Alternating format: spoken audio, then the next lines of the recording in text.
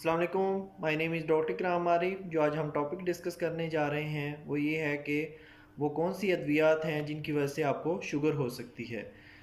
तो पहले नंबर पे आ जाती है आपकी स्टीरॉयड मेडिकेशन।